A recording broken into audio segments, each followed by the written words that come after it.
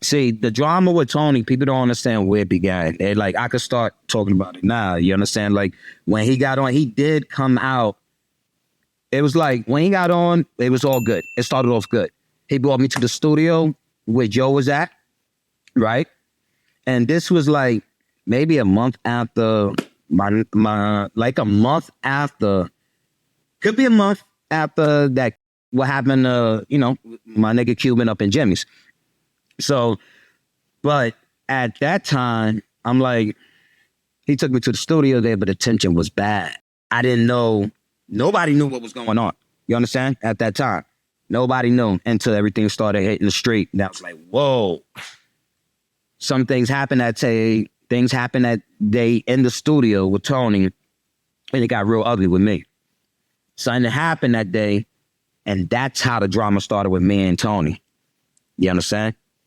Wait. Okay, wait. We got to back up a little bit. Okay. Yeah. So the time frame that you're talking about right now is already past the incident with the slap, right?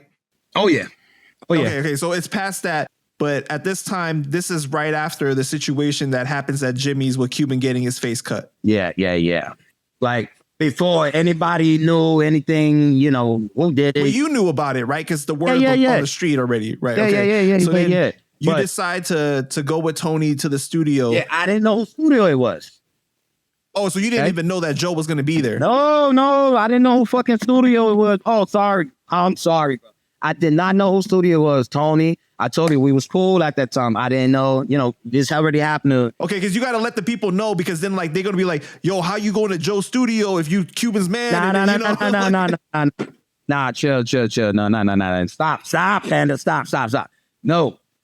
When that happened, you know what I mean? Andy, I'm trying to think what year that was, man. This whatever year that happened, a month after. 2001. Yep.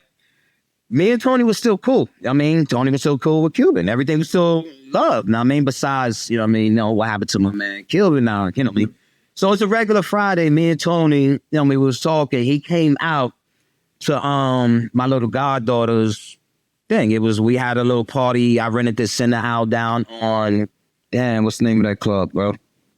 It was a known club, man. Roombas. It was named Roombas. Zibs, it called so many damn clubs, but that club, so many people died and they just kept changing the name. But it was a center across the street, and I said, yo, it's going to be big. And it was a lot of girls. It was like a baptism. So, when Puerto Ricans do a baptism, son, it's big. And I told him, yo, everybody knew I was, I was family with Tony Sunshine, Cuban. So I was like, yo, I'm going to have him come through. And of course, he did it free of charge because it was a homie thing. He came out, he sang, he took some pictures. It was love. Next day, he said, yo, Nonstop, what's up? You want to go to the studio with me? I said, no doubt. Of course, no doubt. Want to see what's up. And who was with me? J.I.S. I think J.I.S. one of my people, J.I.S. came. So I'm going to, Tony's always, I have my studio because he's already getting on. He's already on. So he got his studio. He got this. I don't know if he's selling dreams. He's about to get this big house. We don't know. Only thing we know, he already signed his deal. We're like, wow, congratulations and this and that. So he telling us all this, so of course we're going to believe it. You know what I mean? So as that go, we everything was copaesthetics, man. So we get to the studio. He goes buy some pizza. He actually sends somebody. He goes in and out the studio. I didn't go in the studio, all right? I'm in the waiting room because they got this shit. The shit was dope because they got it set up outside, then they got the booth inside, like a big ass room with nobody else. So he goes in there, in and out. So I said, I'm going to go back there. I go back there, and I look, and I'm like, whoa. I seen through the glass before I went through who was back there, right? So I ain't said nothing. So I went out back to the dining area. To where everybody was at, and I told one of my peoples, which I thought that day, that this is crazy. One of my peoples, J.I.S. It's like, yo, guess what, yo? It's like, yo, what up? I said, yo, we got to go. I said, we got to go. Then he's like, why? I said, because when I was in there, I heard something, son. They was making a track. So, on another note, that's on another total level, and I ain't like what I heard. So I said, we got to go. They's like, nah, I'm chilling. I said, no, I'm going. and I bounced. And since that day, me and Tony caught mad drama. You understand? Wait, can you go into what you heard though? I mean, you know, it's not even about going in what I heard. You know what I mean? A certain individual, man, yo, son, and I think I'm glad I didn't have my can on me that night. And I'm saying this, you know, yeah, live, but thank God. I mean, somebody was watching me because, yo, only thing I hear is, I said, yo, who the fuck is that? Who the fuck is that? And niggas was fucking recording it, like making a track.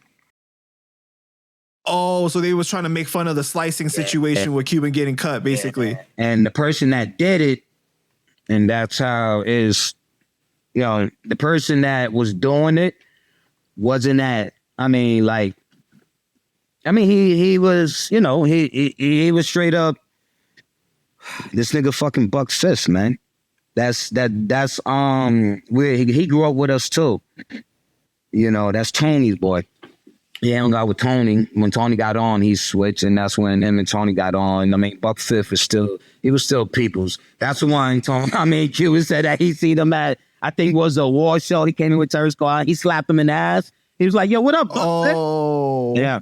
So, yeah. So, damn, do you see what I do for you guys? How I connect the dots and bring all these people together and make the story. You see, yeah, we're gonna talk picture. on the side about we're gonna talk on the side about some things. I see how you doing it, but at the end of the day, son, yo, son, it just gets deep, son. So, and ever since that day, that's why we had beef with them. Because one, after that happened, the next day they went back and lied. Okay, and I think Cuban press, you know, of course, right? That's my G, son. I don't know what was being plopped, right? So we spoke, and then, you know, Cuban took it from there. But, you know, that's when the drama was hitting. And I'm not going to lie, you know what I'm saying? They could have, I mean, who knows? Who knows? Anything could have happened, or, you know, anything involved with anything. You know? So your perspective is kind of like, all right, Tony, you there witnessing this happening and shit like that. And if you're really cool with Cuban, how could you allow this to happen? Basically, like the biggest violation. Yeah, son. Yeah. Got you. Okay. Yeah, son. Look, I'm going to tell you this too. Rest in peace, Footprints. No cap. He did the same thing. He was about to play sides. I caught him somewhere. Right?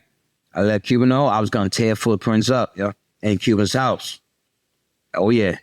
Because once again, that's when I said, yo, son, he still rest in peace, man. He was cool with me too, man. I don't understand. This dude, he used to take me to Yonkers. He was like an OJ driver too, but the kid used to dance. He started when Full Eclipse came out. He used to dance on the stage and all this crazy shit with Fat Joe. He was nice. He was from Jersey. But he did the same thing, man. Switch sides, man. Yo, son, that dude, man, I was going to throw him out Cuban's window, man. Well, what did he do exactly? I mean, running back, telling shit was going on in Cuban's house. Oh, he was trying to play the middleman, basically? Yeah, and it got back to us, dude. Guess how it got back to us? Through chicks, son. Because he definitely was getting the chicks out there. He was a pretty boy, nice car, and all that. You know what I mean? He was good dude. Don't get me wrong, but when I seen that, that's when I lost respect, and God bless his soul, and that's when I heard, and you know how he passed away, but we ain't getting into a lot, but you know, he passed away and all that, so, but yeah, I never forget, and I was like, that's when I started feeling that, I was like, kill, it's too many, it's still, the energy is not good, got too many, so many people, it's right, but when that happened,